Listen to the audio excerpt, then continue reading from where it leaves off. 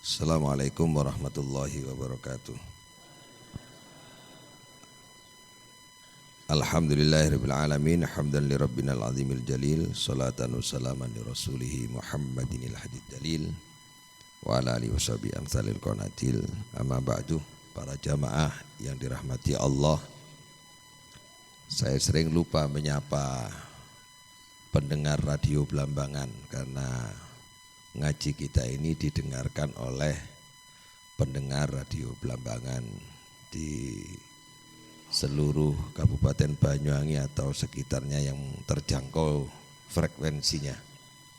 Mudah-mudahan jamaah dan pendengar radio Blambangan bisa mengikuti pengajian ini dan membawa keberkahan dan manfaat ilmu kita untuk dilaksanakan sehari-hari. Sengaja ayat ini kami sampaikan sebagai bagian dari yang nanti akan kita kaji bersama, sebab dari beberapa minggu kita mengaji tentang bagaimana kita mendahulukan keluarga.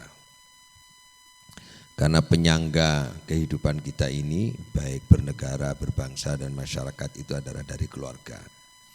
Kemarin kita telah mengkaji ku anfusakum wa ahlikum naro. Bagaimana kita memulai dari keluarga. Setelah kita memahami bahwa Islam itu agama yang tidak didikte oleh kebendaan, duniawi, materi. Dan yang terakhir, minggu yang lalu kita mengkaji bahwa ada yang amalnya sia-sia. Wa qadimna ila ma fa'ilu min amalin. Jadi amal-amal orang itu nanti yang tidak berdasarkan terhadap sistem metodologi din yang telah diridhai oleh Allah Subhanahu wa taala, maka akan sia-sia. Wa ja'alnahu haba'an mantsura, akan menjadi debu yang berhamburan. Kenapa banyak orang mencari sistem dan mencari cara lain agar mendapatkan kebahagiaan dunia? Itu kita akan bahas dan apa penyebabnya. Karena kemarin kita sudah paham bahwa agama yang diridhai Allah Subhanahu wa taala adalah waraditu lakumul islama dina, yaitu Islam yang diridhai oleh Allah Subhanahu wa taala. Akmaltu lakum dinakum wa atmamtu alaikum nikmati wa raditu lakumul islama dina. Islam itu sudah sempurna dan nikmat itu akan menjadi sempurna pula apabila bersama dengan semua yang kita lakukan karena lillah. Para jamaah rahmati Allah, setiap hidup ini ada yang menjanjikan. Kalau kita membangun sebuah ideologi atau gagasan, itu pasti ada janji dari pemilik gagasan itu. Kalau kamu ikut aku akan janjikan A, B, C, D. Kalau kamu akan mengikuti ini, aku janjikan seperti ini. Maka kita kadang-kadang sangat yakin kepada sesuatu yang diharapkan kita, padahal sesuatu yang kita harapkan kadang-kadang itu tidak sesuai dengan apa yang kita inginkan. Kita berpikir bahwa harta itu dapat membahagiakan. Ternyata setelah dapat harta banyak, justru kecelakaan yang diterima. Ini contoh, ada anaknya orang kaya raya. Di saat perjalanan kekayaan itu dia punya anak satu masih kecil, kemudian meninggal dunia. Kisah ini kisah nyata. Kemudian karena meninggal dunia, anak masih kecil, istri tidak bisa mengelola harta ini, pamannya yang mengelola. Dikelola oleh paman ini sampai pamannya ini bisa menjadi kaya raya dengan punya perusahaan di Amerika. Sampai pada saatnya anak ini dibiarkan, anak ini anak yatim kan, dibiarkan. Apa yang terjadi ketika dia berusaha meminta bagian itu dicampakkan. Akhirnya dia menikah dengan orang Amerika. Tambah kaya, perusahaannya luar biasa dan membangun rumah di mana dia tinggal. Kemudian sepulang dari Amerika, dia rombongan sama istri dari Amerikanya dan anak-anaknya turun dari pesawat, disambut luar biasa juga karena sudah jadi orang kaya. Hampir mendekati rumah dia kecelakaan. Seluruh keluarga itu meninggal dunia. Setelah kemudian hartanya ini diurus, ternyata satu-satunya ahli waris adalah si anak yatim ini. Ini kisah nyata yang rezeki itu tidak bisa ditentukan oleh kita apakah ini milik kita dan tidak akan bisa pindah berpindah. Jadi obsesi kita ini kadang-kadang menganggap bahwa harta itu bisa membahagiakan. Tetapi kadang-kadang justru harta itu yang menjanjikan bahagia itu mencelakakan. Ada orang yang berobsesi sampai dia itu mengejar jabatan itu luar biasa. Semua siang malam dia kejar jabatan itu. Karena dia menganggap dengan jabatan dia berwibawa. Dengan jabatan dia menjadi terhormat. Dengan jabatan itu dia itu dihargai orang. Dengan jabatan itu dia menjadi kaya. Apa yang terjadi setelah punya jabatan? Justru jabatan itu mengantarkan dia ke penjara. Malapetaka itu setelah mendapatkan jabatan. Pesan apa yang ingin saya sampaikan dalam cerita ini? Sesuatu yang kita kejar, yang menjanjikan terhadap sebuah kebahagiaan, kadang itu justru mencelakakan. Artinya bahwa sesuatu yang kita kejar, yang kita impikan, itu kadang menipu kita. Singkat cerita, menimbulkan ketidakpastian. Saya ulangi ya. Sesuatu yang kita kejar ini banyak sekali dan pasti itu menimbulkan ketidakpastian. Saya besok ingin jadi ini. Kamu sekolah nak, sampai tinggi. Nanti kalau kamu sudah S1, S2, S3. Setelah S1, S2, S3 punya istri lupa sama ibunya. Lupa sama ayahnya. Lupa sama rumah dan seterusnya. Dia menikmati kehidupan bersama istrinya. Lupa. Dulu ibunya menghendaki agar anak ini begini bisa membahagiakan dan orang tuanya itu meninggal dalam keadaan bahagia melihat anaknya. Semua yang kita impikan itu namanya cita-cita. Dan cita-cita yang menjanjikan itu mengandung dan menimbulkan ketidakpastian. Sesuatu yang tidak pasti itu ternyata kita yakini. Sesuatu yang tidak pasti itu kita perjuangkan. Kita rebut dengan sungguh-sungguh. Coba kita teliti satu persatu dari diri kita. Kita pingin punya suami ideal seperti ini. Kita pingin punya istri seperti ini. Kita pingin punya anak seperti ini. Ideal pokoknya, pingin rumah seperti ini. Ternyata yang ideal-ideal itu yang kita pikirkan dalam pikiran kita itu menimbulkan ketidakpastian.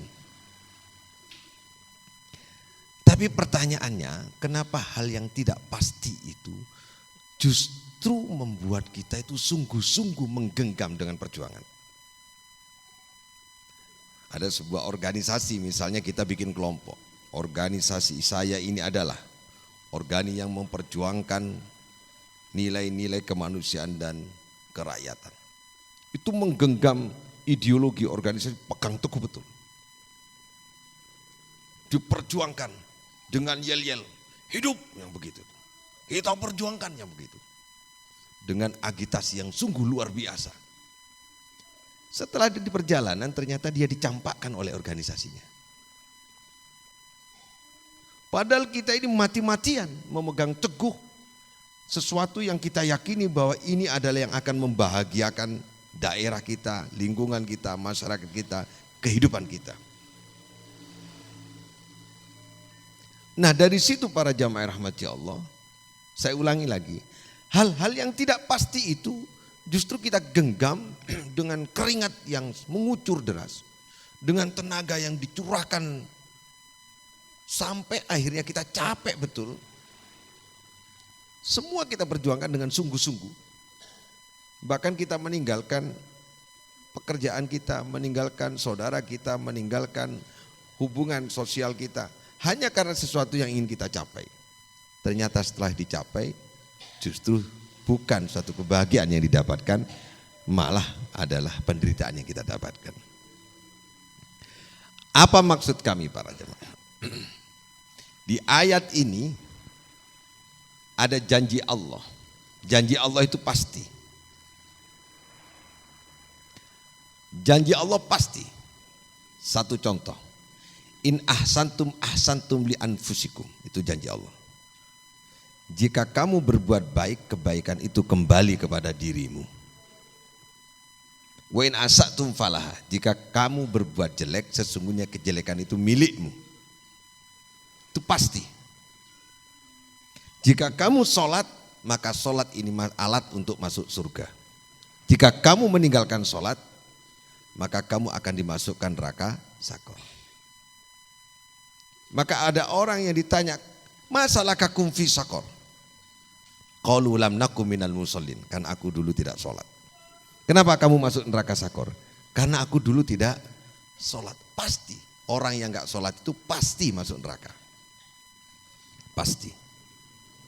Allah menjanjikan kepastian. Barang siapa orang yang beriman dan beramal soleh, dia tidak akan mendapatkan kerugian hidup di dunia. Pasti.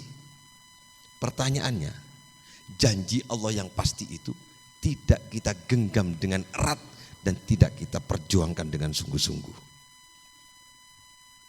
Coba kita rasakan.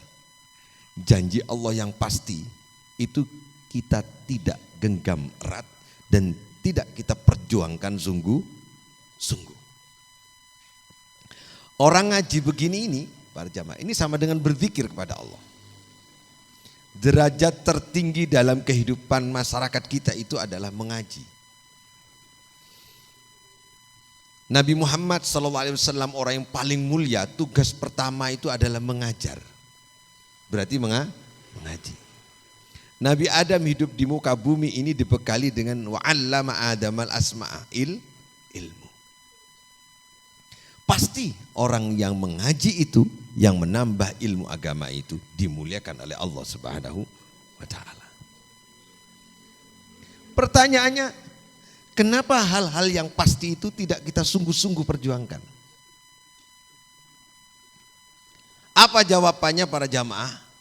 Karena mental kita sebagai seorang mukmin. Mental kita sebagai seorang mukmin. Kita harus bermental mukmin, bermental muttaqin. Seperti apa mental muttaqin itu? Qulnah bitu minha jami'a fa imma ya'tiyanakum minni hudam faman tabi'a hudaya fala khaufun alaihim walahum yahzanun. Ini mental mukmin. Nabi Adam diturunkan dari surga ke bumi bersama dengan yang lain, dan kemudian ketika nanti di bumi Allah menyampaikan fa imma ya'tiyanakum minni hudan. Setelah kamu nanti sampai ke bumi, akan aku datangkan dari sisiku adalah hudan, petunjuk. Apa itu Al-Quran? Faman tabi'a hudaya, barang siapa yang memegang teguh hidayahku, yaitu Al-Quran. Allah menyatakan begini, fala khaufun alaihim walahum yahzanun. Akan hadir di hati dan pikiran manusia itu tidak ada rasa cemas akan masa lalu kehidupannya. Dan dia selalu optimis terhadap masa depannya. Kalau kita pegang teguh Al-Quran, maka janji Allah Subhanahu wa taala, la khaufun alaihim walahum yahzanun. Kita dilarang untuk cemas terhadap masa lalu, pesimis terhadap masa depan.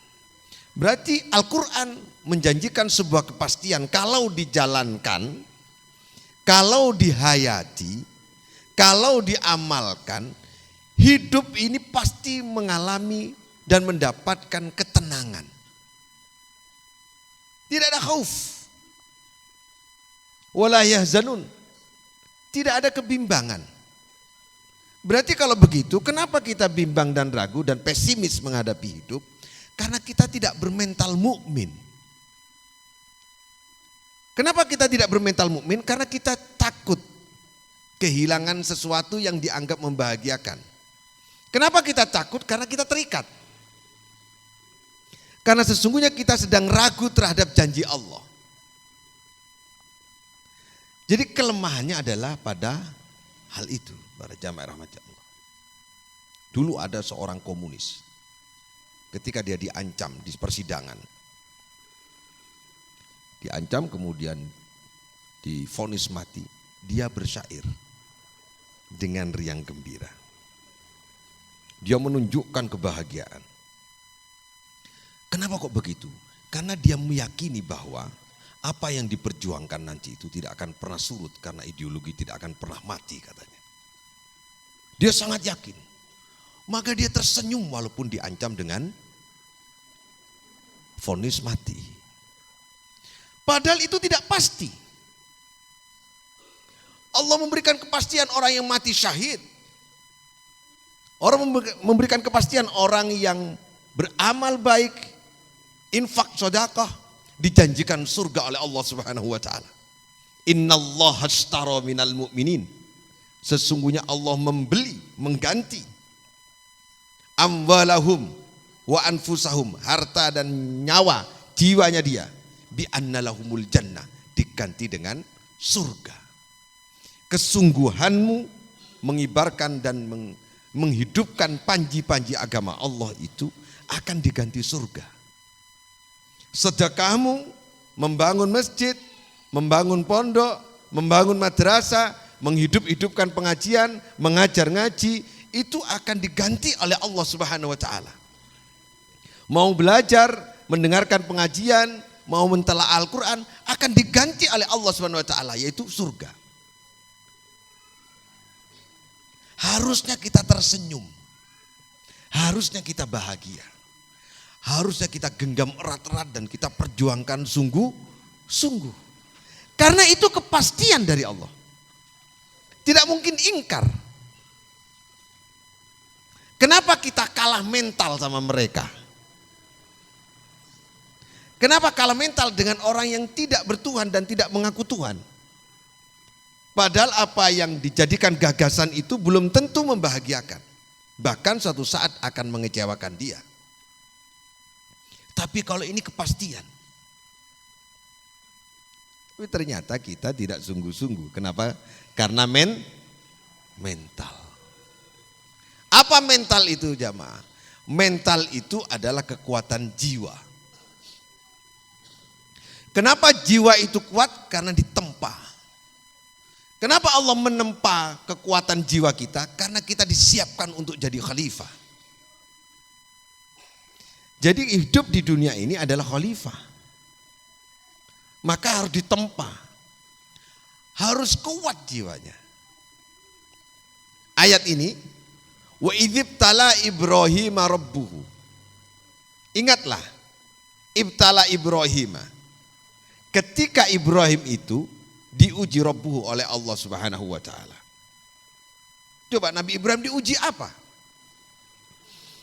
Diuji dibakar. Dihadapkan oleh seorang raja yang sangat kaya raya dan berkuasa. Seluruh penduduknya menyembah berhala. Dan aktivitas kreasi sehari-harinya adalah memahat patung. Hanya Nabi Ibrahim satu-satunya. Dia diuji di lingkungan yang anti kepada Nabi Ibrahim. Yang menyudutkan Nabi Ibrahim. Yang mengancam jiwanya Nabi Ibrahim. Akhirnya Nabi Ibrahim karena ketauhidannya dibakar oleh Raja Namrud. Diuji oleh Allah. Bagaimana Nabi Ibrahim itu diuji oleh Allah? Bukan harta yang diminta, tapi anaknya yang diminta. Kenapa Allah seperti itu memberikan ujian? Dan Nabi Ibrahim menjawab. Kalimatin itu, bikalimatin adalah perintah-perintah yang mengandung unsur-unsur ujian dari Allah. Perintah dari Allah, kalimat-kalimat yang memerintahkan kepada Nabi Ibrahim. Fa'atammahunna. Perintah itu disempurnakan oleh Nabi Ibrahim, dilaksanakan dengan ridho dan penuh dengan keikhlasan lillah kepada Allah Subhanahu wa taala. Apa sebabnya? Kata Allah, qala inni ja'iluka linnasi imama. Sesungguhnya aku akan menjadikan kamu adalah imam di muka bumi ini bagi manusia. Jadi yang ditempa pertama kali adalah mental Nabi Ibrahim. Mental seorang pemimpin. Mentalnya adalah mental tauhid yang tidak takut apapun, yang hanya meyakini janji Allah Subhanahu wa taala. Ini para jamaah rahmati Allah. Jadi dalam pengajian ini saya ingin berbagi begini. Mari kita bangun mental muttaqin, mental mukmin kepada anak-anak kita. Hidup ini harus dihadapi dengan optimis, dengan keyakinan. Kenapa kok yakin? Karena janji Allah pasti. Lalu apa yang harus kita lakukan? Dalami ilmu agama. Pelajari betul. Caranya bagaimana memulainya? Kemarin kita mengaji tentang ikhlas. Ikhlas itu maknanya lillah. Sesuatu yang dikerjakan karena lillah itu mendapatkan kepastian akan diterima amalnya oleh Allah Subhanahu wa taala. Coba kita hadir di sini ini karena lillah, karena Allah, jangan karena yang lain. Kita mendirikan pondok pesantren ini karena lillah, jangan pingin karena ini disebut kiai. Biar namanya melekat pada dirinya titel KH. Biar orang memanggil kiai. Kalau enggak dipanggil kiai nanti marah. Jangan itu tujuannya. Biar dia disebut pengasuh pondok pesantren. Jangan itu tujuannya. Tujuannya harus lillah. Kalau tujuan kita lillah, semua pekerjaan lillah, ada kepastian dari Allah Subhanahu wa taala. Walladzi anzala sakinata fi qulubil mu'minin. Allah yang menurunkan sakinah fi qulubil mu'minin, terhadap orang yang mukmin. Apabila mukmin itu punya mental muttaqin, mental mukmin. Mental mukmin itu menyandarkan seluruh perbuatannya lillah. Kita berkeluarga, mengurus istri. Istri itu amanah dari Allah. Maka ketika kita memberikan nafkah, ketika kita memayunginya, ketika kita menyayanginya, karena Allah, jangan karena istri kita, tapi karena Allah. Ini amanah Allah. Ketika kita merawat anak kita, membesarkan, menyekolahkan, mendidik sampai jadi orang yang dewasa, itu karena lillah, karena amanah dari Allah. Sebaliknya istri mengabdi, patuh, taat sama suami karena Allah, jangan karena yang lain. Tugas istri yang paling utama, tugas istri yang paling pertama, mencari ridho suami. Saya ulang ya, tugas istri yang paling utama, mencari ridho suami. Karena alat untuk memasukkan ke surga itu ridho suami. Kalau suami ridho, seluruh ibadah kita akan diterima oleh Allah Subhanahu wa taala. Yakin? Tapi mencari ridho suami itu perlu pengorbanan, kadang-kadang kita gengsi. Gelemen aku mantang awakmu. Kan lu podo mbek aku. Nah, gitu. Berat memang. Coba kalau ini suatu kepastian, genggam erat-erat, perjuangkan mencari ridho Allah itu. Untuk mencari ridhonya suami. Karena kalau ridho suami itu, Allah akan ridho. Seperti dan sebagaimana ridhonya Allah ada pada ridho orang tua. Itu kepastian, itu mental mukmin namanya. Mental itu kekuatan jiwa, jiwanya kuat. Ini karena lillah, karena Allah. Kita mencari harta untuk menghidupi kehidupan kita karena Allah. Karena memang tugas kita harus punya uang. Untuk menyekolahkan anak butuh uang. Untuk menghidupkan rumah tangga juga butuh uang. Tapi mencarinya harta lillah. Lillah itu ikhlas. Nah kalau ada tertancap dalam hati dan pikiran kita itu lillah, maka kita punya mental muttaqin. Insya Allah gak akan ragu. Kita sering mengatakan inna lillahi wa inna ilaihi rajiun. Sesungguhnya kami. Nah itu maknanya kami. Kami itu siapa? Saya. Kami itu siapa? Nyawa. Apalagi ruh, jasad kami, harta kami, anak kami. Semua yang kita miliki lillah, itu milik Allah. Yang membuat rumit itu kan kita mengakui bahwa itu milik kita. Kalau mental itu dimiliki bahwa semua lillah, inna sholati wa nusuki wa mahyaya wa mamati lillah. Itu mental mukmin itu. Insya Allah kalau mentalnya begitu, kita hidup ini akan optimis. Tidak akan pesimis, tidak perlu dendam. Tidak perlu takut kepada siapapun. Karena ancaman yang paling menakutkan itu adalah dimasukkan ke nerakanya Allah Subhanahu wa taala. Dan kebahagiaan yang tak ada tanding adalah surganya Allah Subhanahu wa taala. Yakin? Yakin. Kepastian yang disampaikan Allah yang tidak bisa dipungkiri. Kullu nafsin da'iqatul maut. Da'iqah. Da'iqah itu artinya adalah merasakan mati pasti. Angkat tangan yang tidak akan merasakan mati. Pasti. Janji Allah pasti kematian itu. Tapi kita apakah berbekal dengan sungguh-sungguh? Apabila kita meninggalkan dunia dengan kematian yang akan menjemput. Itu mental. Berarti mental muttaqin tidak khawatir tentang kematian. Kapanpun kematian itu akan menjemput. Kenapa sebab? Karena kepastian dari Allah Subhanahu wa taala. Kalau sudah kepastian seperti ini, kenapa tidak kita genggam erat? Contoh yang paling ringan. Kita sering mendengarkan ngaji ini. Idza mata ibnu Adam inqata amalu illa min thalathin. Ketika ketika anak Adam itu meninggal dunia, semua putus kecuali 3. Sering mendengar ini ya? Kecuali 3. Yang pertama, shadaqatin jariyah. Semua putus kecuali shadaqatin jariyah. Yang kedua, au ilmin yuntafa'u bih. Ilmu yang bermanfaat. Ketiga, awaladin solehin yad'ula. Punya anak soleh yang mendoakan orang tua. Kenapa kita perjuangkan yang putus? Kok tidak memperjuangkan yang tidak putus? Ayo kita tanya ya, ibu gak usah jawab, tanya sendiri-sendiri. Kita kalau sedekah itu merasa berat enggak? Merasa berat enggak? Berat mana sedekah dengan beli jilbab yang baru, setelan dengan bajunya?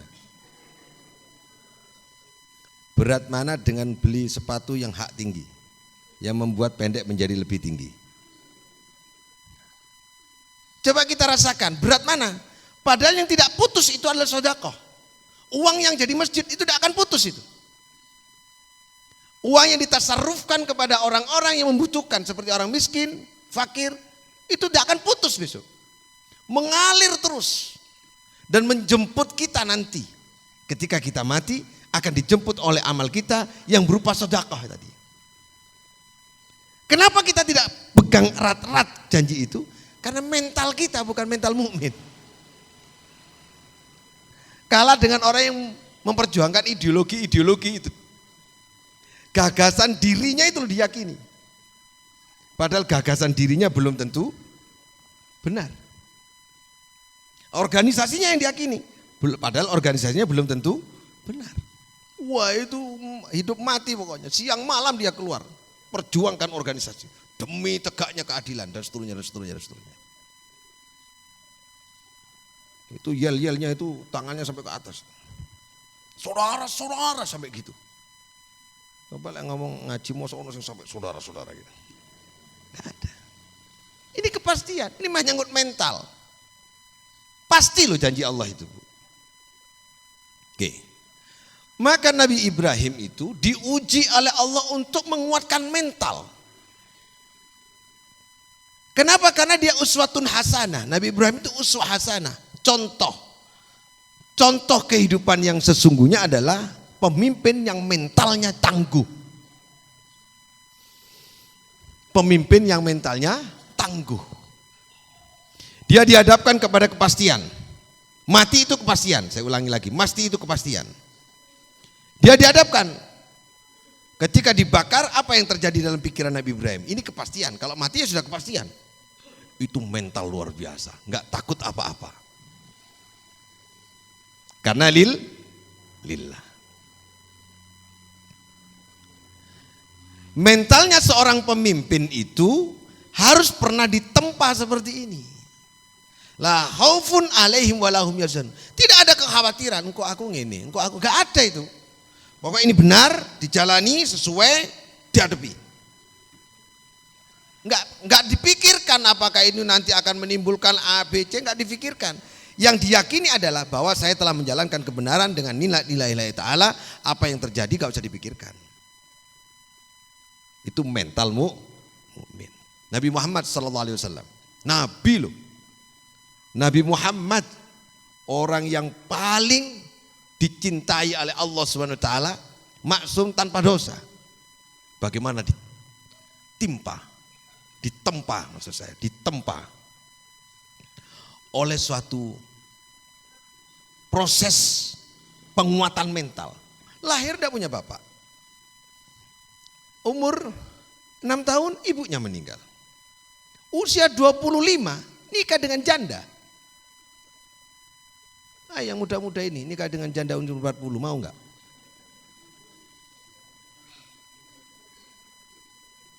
Untuk menunjukkan kebahagiaan itu bukan seks.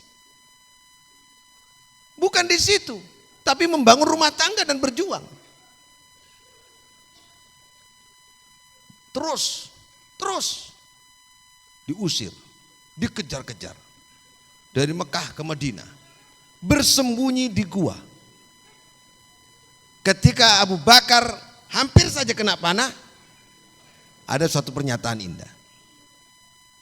La tahzan, innallaha ma'ana. Jangan khawatir, jangan takut, Allah bersama kita. Jadi mentalnya orang mukmin itu selalu menyatakan Allah bersama saya. La tahzan, tidak takut. Jadi hidup itu jangan takut miskin, jangan takut melarat. Jangan takut tidak dihargai orang. Sepandai-pandai orang menghargai kita dan sehebat-hebatnya orang memberikan penghargaan, tidak ada yang lebih besar dari Maha yang memberi penghargaan.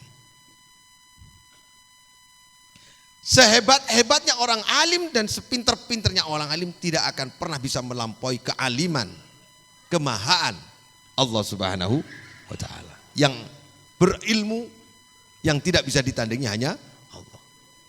Sepandai-pandainya kita, jabatan yang paling tinggi sekalipun tidak ada yang bisa menandingi jabatan Allah Subhanahu wa ta'ala. Jadi kita jangan khawatir kalau bersama dengan yang maha menjabat, yang maha kuasa, yang maha kaya. Kita kan kadang-kadang pede kalau teman kita kaya. Aku kan ditemani anak kaya, pede. Ditemani orang alim, pede. Ditemani pejabat, pede. Ada yang lebih alim, bukan hanya alim, maha. Yang kaya, maha, yaitu Allah. Innallah. Sesungguhnya Allah Subhanahu wa ta'ala itu senang kepada orang-orang yang tidak ingkar. La tahzan, innallaha ma'ana. Coba. La tahzan, jangan khawatir, Allah bersama kita. Kalau begitu, orang yang bermental mukmin adalah orang yang menyatakan dirinya bersama dengan Allah. Coba jenengan bareng ya. Coba sampean punya teman kuwaya, lah pede sampean. Pede toh? Ini saya pernah ngalami ini loh. Bangun pondok ditemani orang kaya, pede saya. Pede sampean. Wis pokoknya mesti dadi wis. Pede, keliru di mana. Malah metu. Ada. Yang maha kaya Allah soalnya. Berteman dengan orang alim, pede. Awas, sealim-alimnya kita, itu tidak akan pernah bisa. Yang paling maha alim adalah Allah. Ini para jamaah rahmati Allah. La tahzan, innallaha ma'ana. Nabi Muhammad SAW. Bagaimana Abu Bakar, bagaimana sahabat Nabi, luar biasa ujiannya, ditempa oleh suatu proses menguatkan mental. Jadi anak-anak santri mentalnya harus kuat, mental mukmin. Mental mukmin itu apa? Mental mukmin itu la wala tahinu wala tahzanu wa antumul a'launa in kuntum mu'minin. Wala tahinu, jangan lemah. Orang mukmin tidak boleh lemah. Karena kita dijanjikan kebahagiaan akhirat surga. Kita ini harus tersenyum. Kita ini harus bahagia. Hidup di dunia harus bahagia. Karena orang mukmin yang hidup di dunia dengan kebahagiaan nanti akan dibahagiakan lebih lagi di surga. Lihat pelaku-pelaku maksiat. Dia kadang-kadang tertawa dengan riang dan bangga ketika menceritakan tentang maksiat yang pernah dilakukan. Padahal diancam neraka, dia tersenyum. Lu kita ini mau dikasih surga kok terus merengut itu apa? Hanya punya hutang 100 juta, dunia kayaknya roboh. Hanya ditinggal orang tuanya, anak yatim, gede, membuat dia itu tidak percaya diri. Kita dijanjikan surga besok itu. Kita sholat dijanjikan surga. Dia maksiat dijanjikan neraka. Dia tersenyum. Loh, kita ini merasa berat. Mau dijanjikan surga. Ini mental yang gak baik. Ini mental yang harus dirubah. Pokok ngajinya malah siang pagi ini adalah ngaji mental. Mental kita yang harus diperbaiki. Jadi orang mukmin ini digebuki dari mana saja, tegak dia. Kenapa kok tegak? La tahzan innallaha ma'ana. Di dirinya hanya Allah. Di dirinya hanya Allah Subhanahu wa taala. Lillah dia, mengerjakan apa-apa lillah dia. Tidak ada kekhawatiran. Yang dia khawatirkan satu, takut amalnya enggak diterima, lalu dia dimasukkan neraka, itu yang dikhawatirkan. Kenapa kok dia khawatir? Karena takut tidak lillah. Ini para jamaah rahmati Allah. Bisa terima ya? Ye. Ternyata Nabi Ibrahim disiapkan jadi imam. Kalau ibu-ibu ingin anaknya jadi imam, jadi pemimpin, mentalnya harus tangguh. Jangan ditakut-takuti. Nduk engko kon lek melarat ya apa? Terus urip mangan apa awakmu? Kan banyak tren sekarang anak-anak. Kok nikah muda, masih 25 kok nikah, belum mapan, belum punya rumah, belum punya jabatan, belum apa kok mau nikah. Mangan opo? Mental apa itu?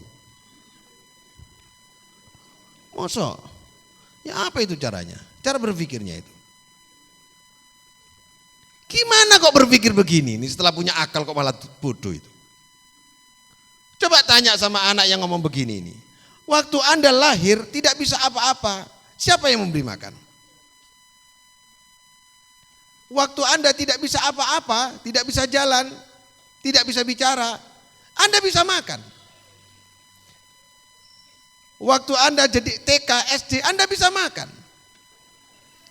Ketika belum penuh cara berpikir Anda normal, dalam kesadaran penuh sebagai seorang yang dewasa, Anda bahagia bermain-main, lari-lari, naik sepeda. Gak ngerti resiko, bahagia dia. Kenapa setelah usia 25 kok takut tidak bahagia? Oh, Allah sudah membahagiakan kamu padahal kamu belum bisa lengkap berpikir. Setelah usia dia 5 takut. Engko mangan opo aja. Lho winginane kok selawe tahun mangan opo? Sapa sing kei mangan? Wong kon gak megawe, kok iso mangan? Coba kita pikir secara logik, betul enggak? Aku lek gak dadi pegawai, aku lek pensiun mangan opo? Kan aku wis tuwek. Lek gak ono pensiunan ya opo engko? Banyak orang-orang yang tidak bekerja, sudah tua, dia makan sampai meninggal dunianya. Hidup bahagia dia. Dia tidak percaya sama Allah bahwa Allah menghadirkan orang tua ketika kita jadi anak. Dan Allah akan menghadirkan anak yang soleh yang merawat kita ketika kita tua. Enggak percaya Mas Yan? Betul enggak? Ketika kita anak-anak tidak bisa bekerja, Allah menghadirkan kasih sayang pada hatinya orang tua kita. Sehingga makannya, perlindungannya dilakukan oleh orang tua. Kenapa kita khawatir ketika kita tua, takut kita gak ada yang merawat? Karena kita khawatir terhadap diri sendiri, tidak berbuat baik sama anaknya dan tidak menyekolahkan anaknya, tidak mengajikan anaknya. Kalau anak itu dingajikan, dikenalkan dengan Allah dan dididik bahwa seorang anak harus mengabdi sama orang tua. Setelah dia mengerti tentang agama itu, dan kita ternyata tua, anak itu gak usah disuruh untuk merawat kita, pasti merawat kita. Maka Allah nyatakan ridallah fi ridha walidain, wa suhtullah fi suhtil walidain. Ridhoku melekat pada ridho orang tua. Kalau anak kita mukmin, maka kita tidak takut mati tua tanpa pensiunan, tanpa pekerjaan. Tidak usah takut karena anak kita mukmin, itu mental mukmin. Ini saya agak negesi gini karena mental kita ini lemah. Ya karena kita tidak berbuat baik. Jadi orang berbuat baik kepada Allah SWT pasti sakinah, pasti tenang. Janji Allah. Walladzi anzala sakinata fi qulubil mu'minin. Anak yatim. Kenapa kita ribut, sedih, kasihan sama anak yatim? Sebelum kita sedih sama anak yatim, Allah telah memerintahkan. Araital ladzi yukadzibu biddin, fadzalikal ladzi yad'ul yatim.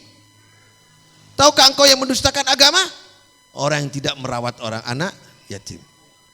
Anak itu ketika mati dalam keadaan yatim, seluruh orang yang percaya sama Allah diwajibkan untuk menghormati, memuliakan dan memeliharanya. Seluruh diganti. Satu bapak meninggal dunia, seluruh mukmin, muslimin, muslimat diwajibkan untuk memelihara anak yatim. Kenapa anak yatim itu menjadi sedih? Wong seluruh dunia suruh memuliakan. Karena mental kita. Kalau nyantuni anak yatim mbek nangis. Lah tuh mbek nangis. Diganti oleh Allah kasih sayangnya. Semua orang Islam disuruh memuliakannya. Betul enggak itu? Betul enggak? Ada orang miskin, sedih, minder. Semua orang muslim diwajibkan oleh Allah untuk menyantuni, memberi makan orang miskin. Jadi kalau kita berbuat baik dan beriman tidak usah khawatir. Kalau begitu apa yang kita lakukan? Jadikan anak kita orang yang punya mental mukmin. Pasti hidup kita nanti ketika tua tidak mungkin tidak bahagia, pasti bahagia. Kalau begitu, menyekolahkan anak dan mengajikan anak harus genggam erat-erat dan sungguh-sungguh. Jangan kalah sama futsal. Ini ngaji kalah sama futsal. Ngaji kalah sama les. Ini mental apa? Mungkin kita dijanjikan kebahagiaan. Ya, itu para jemaah rahmati. Coba kita lanjutkan. Qala wa min dzurriyyati. Ya Allah, kalau kau siapkan aku jadi seorang pemimpin karena kau tempa aku sebagai orang yang punya mental tangguh, aku mohon ya Allah, wa min dzurriyyati, dan termasuk keturunanku jadikan pemimpin ya Allah.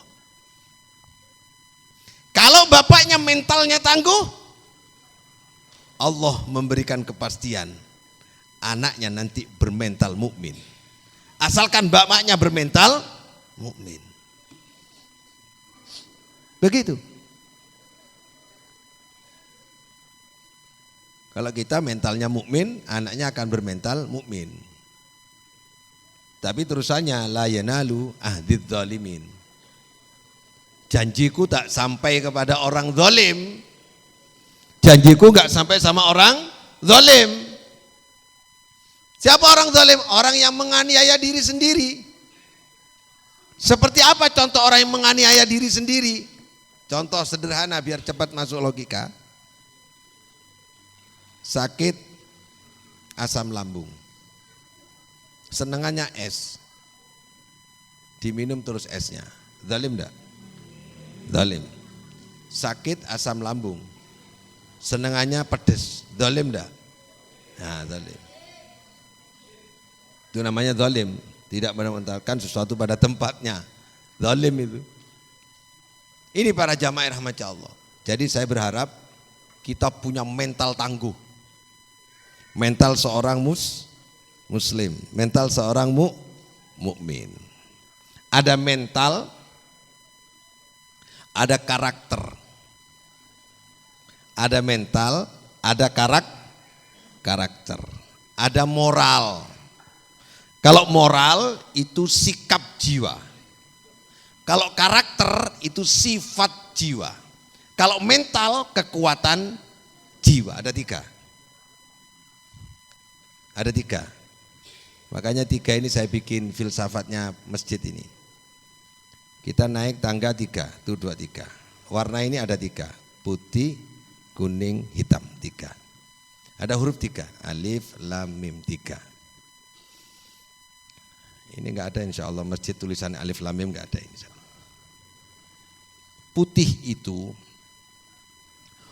itu adalah takhalli. Kuning ini adalah tahalli. Hitam ini adalah tajalli. Putih itu mengosongkan diri. Kosong. Hati kita kosong, pikiran kita kosong. Hanya berisi kalimat la ilaha illallah. Dikosongi dulu. Dikosongi dari pikiran-pikiran maksiat. Dikosongi dari iri dengki, bersih. Dikosongi dari ilmu-ilmu yang tidak manfaat, bersih, kosong. Kemudian kuning ini adalah hiasan, kehormatan, kemuliaan. Makanya emas warnanya kuning, walaupun ada emas putih. Kuning ini kehormatan, hiasan. Kalau hati kita kosong dengan hal-hal yang buruk, diisi dengan hal yang baik, dihiasi dengan sikap-sikap yang mulia. Kuning. Hitam ini maknanya penuh. Hitam itu tampak. Hitam itu tampak. Kalau putih enggak tampak. Sama lihat gunung dari jauh, hitam atau hijau atau putih? Hitam. Makanya orang hitam itu tampak. Wahyudi hitam, tampak. Hitam. Hitam itu tampak. Bayang-bayang warna apa? Hitam. Gak mungkin putih bayang-bayang. Warnanya hitam pasti. Hitam itu maknanya penuh. Kertas putih. Kalau sudah diisi dengan tulisan bolpen hitam, padat dia isinya, dia penuh, kelihatannya hitam. Makanya toga untuk wisuda warna hitam. Itu menandakan otaknya sudah penuh dengan ilmu. Anak kesini masuk tanpa ilmu, putih, dihias dengan kemuliaan akhlak, pulang dengan penuh ilmu. Itu yang maksudnya putih, kuning, dan hitam.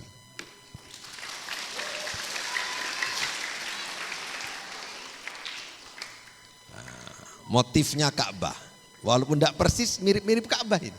Lihat itu kan mirip-mirip Ka'bah. Alif lam mim. Alif lam mim. Tadi disebut Allahu a'lamu bimuradihi bidzalik. Hanya Allah yang tahu. Untuk menunjukkan terbatasnya akal manusia, bahwa manusia itu terbatas akalnya. Secerdas-cerdas manusia, sehebat hebat manusia, tetap oleh Allah Subhanahu wa taala tidak mampu memaknai apa huruf alif, apa huruf lam, dan apa huruf mim. Sama dengan ini mengatakan, sehebat-hebatmu kamu gak mungkin bisa memaknai alif lam mim. Orang yang masuk ke masjid ini harus menyatakan bahwa sehebat-hebat saya adalah bodoh di hadapan Allah Subhanahu wa taala. Setinggi-tinggi derajat kita di hadapan manusia, ketika masuk ke masjid sesungguhnya enggak ada yang lebih tinggi daripada Allah Subhanahu wa taala. Wong saya memaknai alif lam mim aja enggak bisa. Berarti sehebat-hebat dan sealim-alimnya kita adalah bodoh di hadapan Allah. Itu makna yang pertama. Alif lam mim maknanya alif Allah, lam malaikat, mim Muhammad.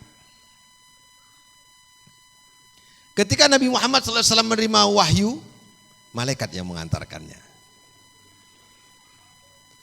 Ketika Nabi Muhammad SAW menerima wahyu dari Allah di Gua Hira, yang menyampaikan adalah malaikat. Iqra bismi rabbikal ladzi khalaq. Ketika Nabi Muhammad terjepit waktu itu perang Badar, Allah menurunkan malaikat dengan istighatsah. Istastaghitsuna rabbakum fastajaba lakum anni mumitukum bi alfin minal malaikati murdifin. 1000 bala tentara yang melawan 300 pasukan Nabi, didatangkan 1000 malaikat untuk menandinginya. Malaikat selalu hadir menemani.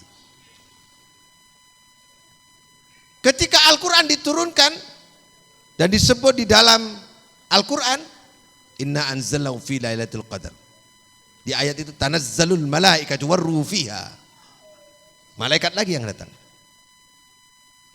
Malaikat selalu datang menemani. Ketika Allah menyampaikan innallahu malaikatahu yusholluna 'alan nabi, yang bersolawat aku dan Allah, Allah dan malaikat. Aku kata Allah dan malaikat yang bersolawat kepada Nabi.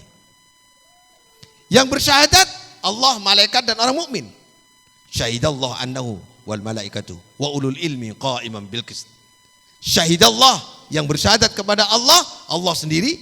Yang kedua adalah wal malaikatu, malaikat. Maka Allah, malaikat dan Nabi Muhammad sallallahu alaihi wasallam. Kalau kita mau maknai alif lam mim. Alif tidak bisa diharokati. Alif tidak pernah mati. Karena alif itu hidup. Wah, ini nanti ngaji alif lam mim ini. Panjang nanti. Besok lagi.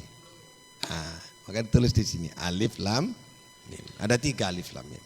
Alif lam mim. Itu para jamaah rahmat Allah. Jadi kita masuk ke ruangan ini harus menyatakan yang maha hanya Allah. Kalau kita bersama dengan yang maha alim, yang maha kaya, yang maha kuasa, ragu enggak kita? Coba orang jejer sama bupati itu, duduk bersama itu tiba-tiba gagah mendadak itu. Aku mari foto mbak bupati, foto tok itu. Ketemu nang bandara foto itu gua gak.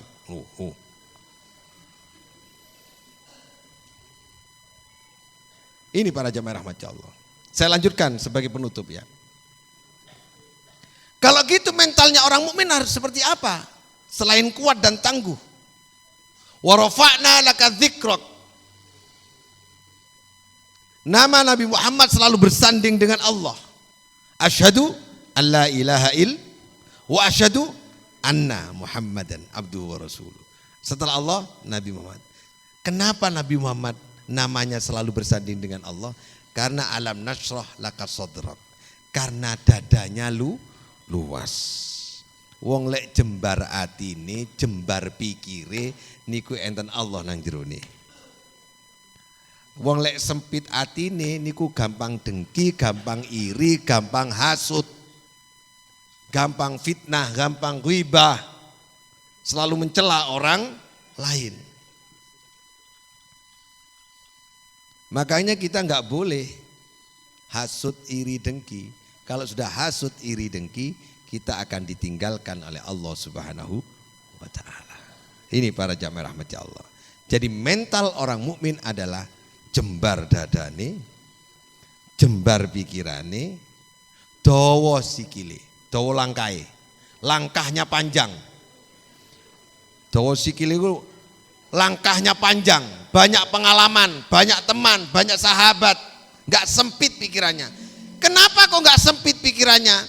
Karena dia mengatakan lillah, dunia ini milik Allah. Coba sampean bikin rencana sudah. Rencananya sudah direncanakan yang sedemikian rupa. Sebaik-baik rencana jenengan, rencana Allah yang baik. Wa makaru wa makarallah. Wallahu khairul makirin. Kamu punya rencana, aku punya rencana. Tapi sebaik-baik rencana adalah rencanaku, kata Allah Subhanahu wa taala. Coba kita belajar begitu. Kesimpulannya begini para jamaah. Agar enggak salah paham ini.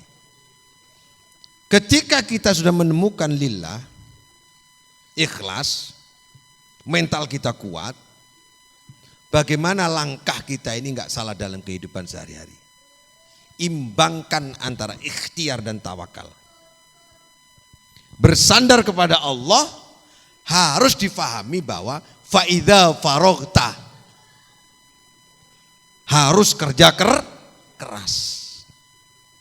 Karena Allah memberikan ridho, memberikan rezeki setelah kita menggunakan potensi yang diberikan Allah. Kita diberi otak agar digunakan berpikir keras. Kita diberi jasmani yang sehat agar digunakan untuk bekerja keras. Kita diberi hati agar digunakan untuk berpikir ikhlas. Sehingga nanti ketemu antara ikhtiar dan tawakal. Itu begitu. Harus yakin. Baru wa ila rabbika farghab. Itu seimbang. Fa idza faragta fansab wa ila rabbika farghab. Ikhtiar dan tawakal satu kesatuan yang tidak bisa dipisahkan. Ini para jamaah rahmat Allah. Mudah-mudahan ini manfaat. Jadi mentalnya harus mental mukmin ya. Mental santri, mental muslim. Mental kita harus mental orang Islam. Orang Islam dijanjikan surga oleh Allah.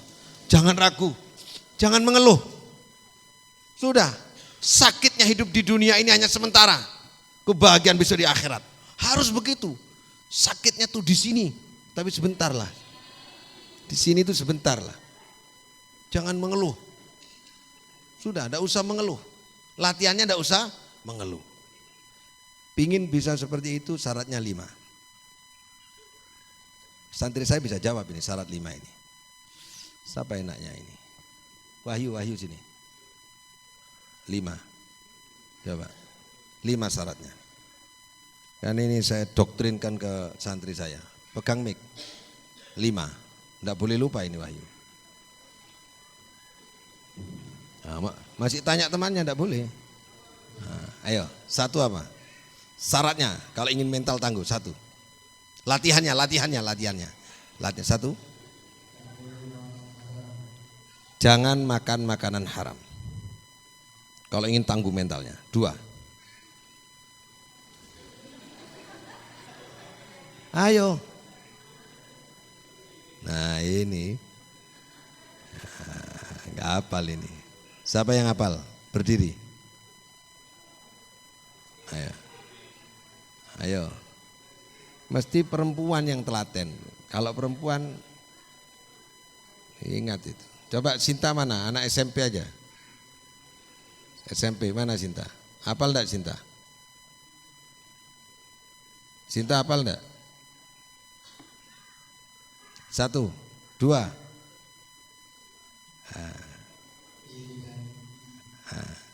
Loh, kok iri dan dengki? Wah. Mayang aja, Mayang. Nah, saya kamu di situ. Habis ini kamu tak hukum baca kitab aja. Ayo.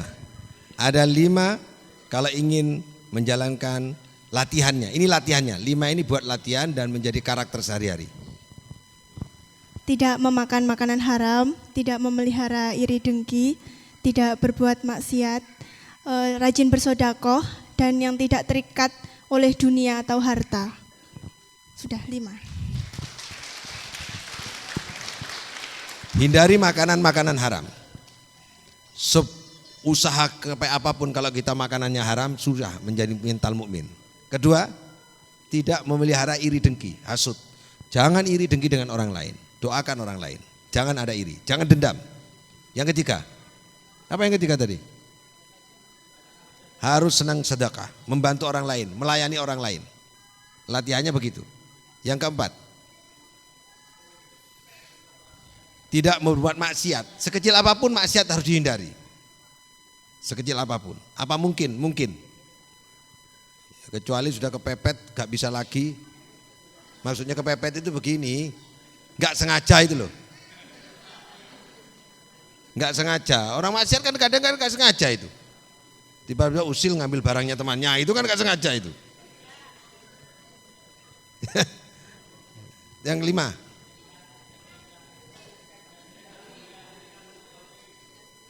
tidak terikat dan tidak didikte harta. Hidup jangan didikte harta. Jangan mengukur kebahagiaan itu karena harta. Kalau 5 ini dipegang, terus dilatih pada anak kita, mentalnya nanti akan menjadi mental mukmin.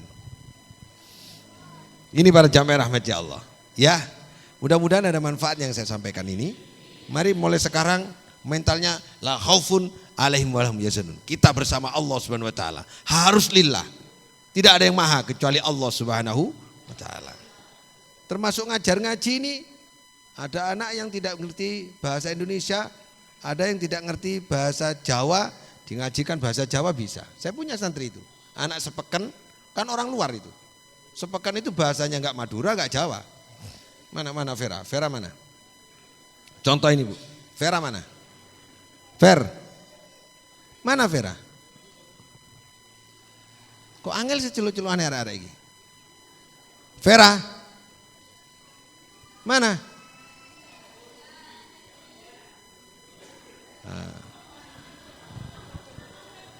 Oh, ada di situ. Mana mic-nya? Wan, mic-nya Wan.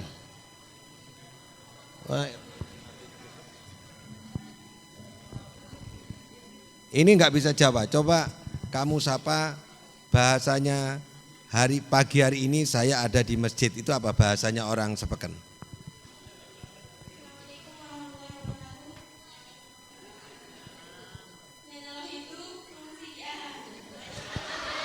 Pernah mendengar bahasa itu? Coba kamu kenalan dengan bahasa sepeken. Saya ada di sini sudah sekian bulan.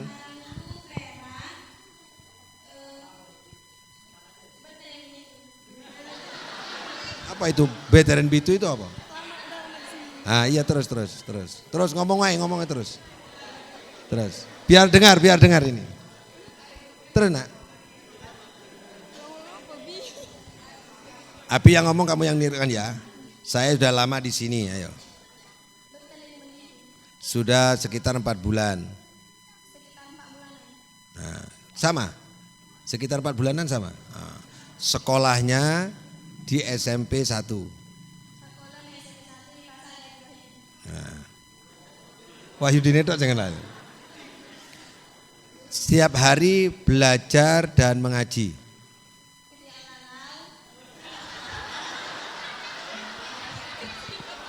Tidak usah malu. Nah itu kan sampai enggak paham kan? Saya ingin terus mengaji di sini sampai nanti umur saya kira-kira lulus SMA, coba. Nah, itu. Kan enggak paham ini Bu. Jadi dia bahasa Jawa enggak ngerti. Awakmu weruh apa enggak? Weruh apa enggak? Enggak ngerti. Coba sekarang tak suruh baca kitab pakai bahasa Jawa. Sekarang kita mau baca pakai bahasa Jawa.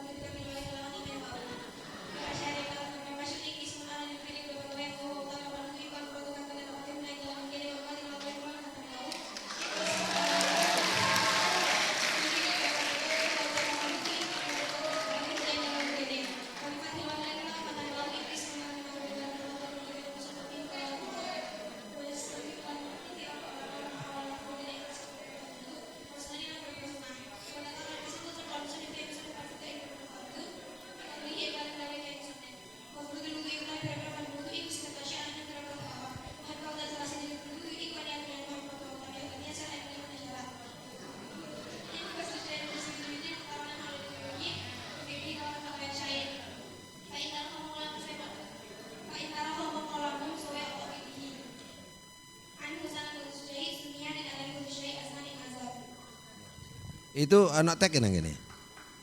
Hah? Kamu bapak apa? Coba dikasih tahu. Biar yang dibaca bapak tahu. Itu bahasa Jawa tak padahal kau ngerti enggak? Kamu ngerti enggak? Enggak ngerti enggak?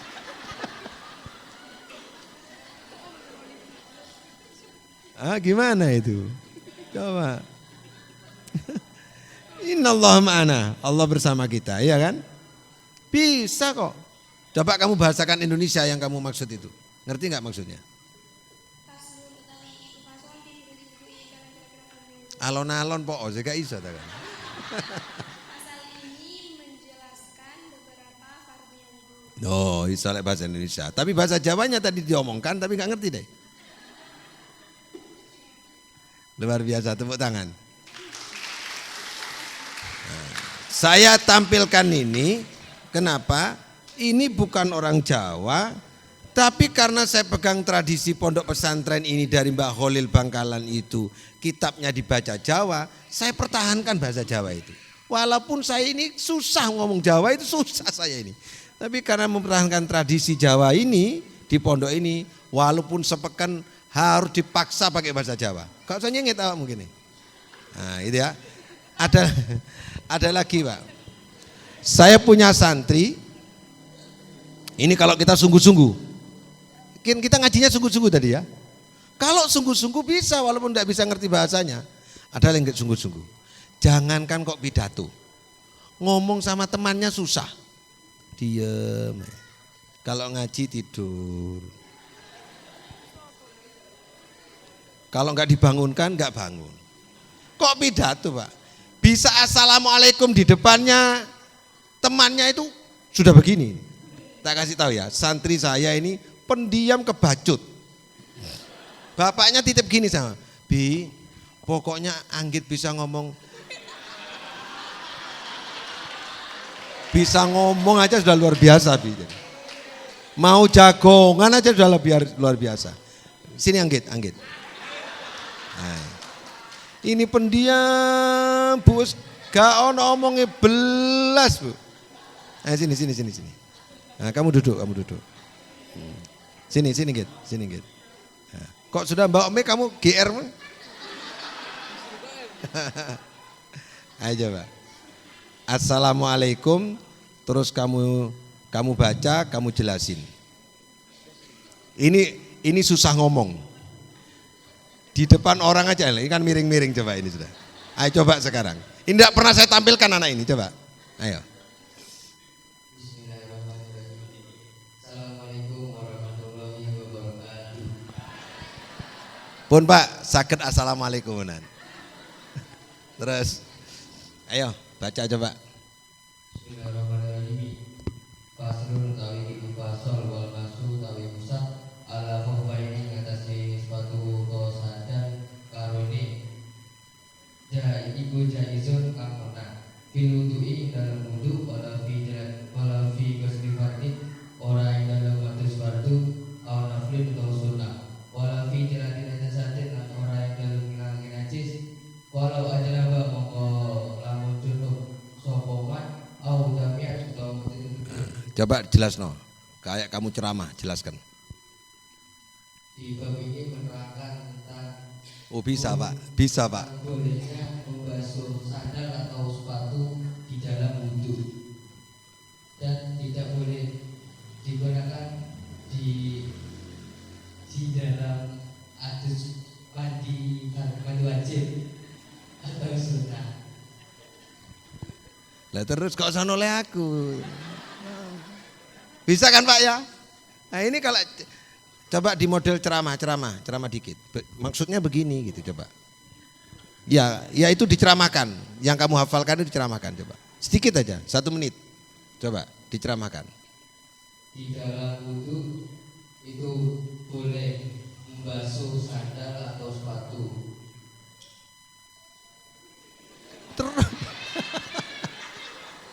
Kata bapaknya Bu ya, bisa begini ini sudah ajaib. Betul nggak Pak? Nggak pernah ngomong ini Bu.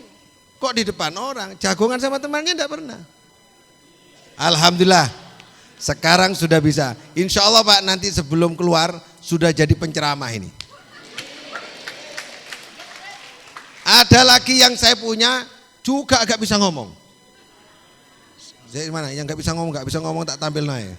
Bintang.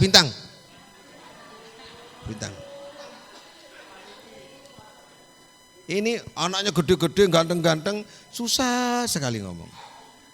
Tapi biasanya begini-begini ini yang digandrungi perempuan.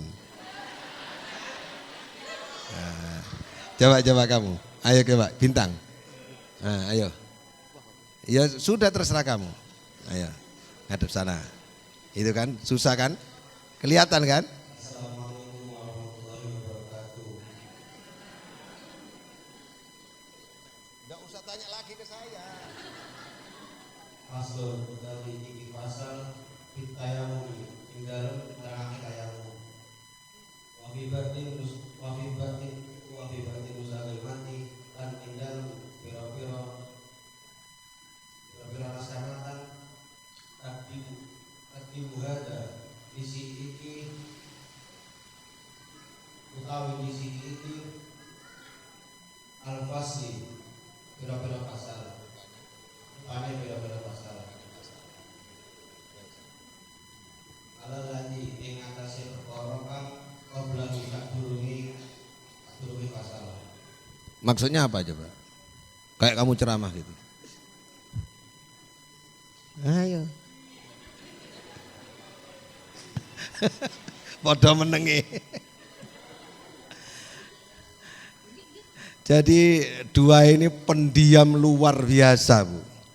Diajari meneng, iki iso porai, ku gurune mumet ngerasane. Tepuk tangan dulu lah yang luar biasa ini. Ya. Gak apa-apa dikit-dikit ya. Ini pendiam luar biasa. Yang satu nggak bisa Jawa, yang satu pendiam. Oh, no sing ruwet-ruwet. Gak enak diem ya ada ini. Ternyata bisa kalau kita sungguh-sungguh. Kalau nggak sungguh-sungguh nggak bisa. Jadi mulai hari ini harus sungguh-sungguh ya. Lo nanti mau? Git, ya ditutup assalamualaikum sih mbak bintang. Gurung assalamualaikum kok nyingkring. Ayo assalamualaikum dulu. Ayo anggit sama bintang. Assalamualaikum, terima kasih ya apa lah. Ini sambil ngelatih saya biar bisa tampil di publik gitu ya. Ayo assalamualaikum sih. Bintang, loh belum. Nah, assalamualaikum, terima kasih. Saya tidak bisa menyampaikan panjang lebar dan saya mohon maaf apabila ada kurang ngono.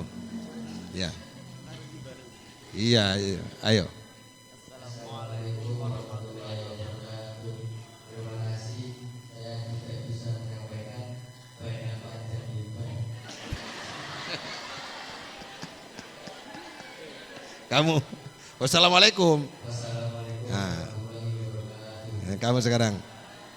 Nah, mohon maaf saya selama 1,5 bulan tidak ngaji, baru 2 minggu ini ngaji, sehingga saya belum lancar banget karena memang didadak oleh Abi. Oleh karena itu saya minta maaf yang sebesar-besarnya. Iya memang panjang, ayo. Ayo. Memang panjang memang, ayo. Ya, ayo assalamualaikum. Ulangi yang tadi itu. Ya percaya tuh. Macet itu. Padahal wajahnya kan calon kiai toh. Ini kalau jadi kiai keramat besok Pak, gak banyak ngomongnya. Kiai yang keramat itu kan gak banyak ngomong. Makanya aku gak keramat soalnya akeh omongi. Kan besok keramat, minta anu. Mohon maaf, ya mohon maaf. Karena mengurus. Ya terus no dewe.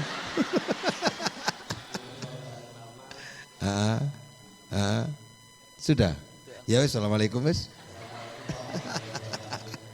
Ya ini awalnya nanti enggak sudah Bu. Kemarin saya dikerjain oleh santri saya. Jumatan harusnya khutbahnya santri. Saat khutbah akan dimulai, enggak siap. Kenapa? Dok. Enggak siap Bi. Ya wis. Saya yang khutbah itu. Iya, harus kamu ke sana. Ngapain di sini? Oh ya dah. Ya. Baik, alhamdulillah. Baik Bapak Ibu yang saya hormati, minggu depan kita pokoknya pelan-pelan saya tampilkan satu biar mentalnya bagus di hadapan. Ini ngelatih mental ini Pak. Jadi kalau kenapa Pak kok anak ini berani sekarang mulai berani? Karena diisi dengan ilmu. Orang itu kalau diisi ilmu mentalnya kuat, berani. Makanya kalau orang sudah punya ilmu, insya Allah mentalnya kuat. Saya kira demikian. Mudah-mudahan ada manfaatnya yang saya sampaikan ini. Semoga kita menjadi mukmin yang bermental kuat, yang lillah, yang ikhlas, yang ridho kepada ketentuan dan ketetapan Allah Subhanahu wa taala. Wallahu muwaffiq ila muthariq. Assalamualaikum warahmatullahi wabarakatuh.